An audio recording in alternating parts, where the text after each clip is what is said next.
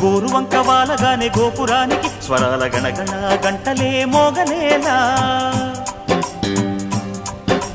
గోపబాలుడొచ్చినాక గోకులానికి పెదాల కిలకిల పువ్వులే పుట్టలేదా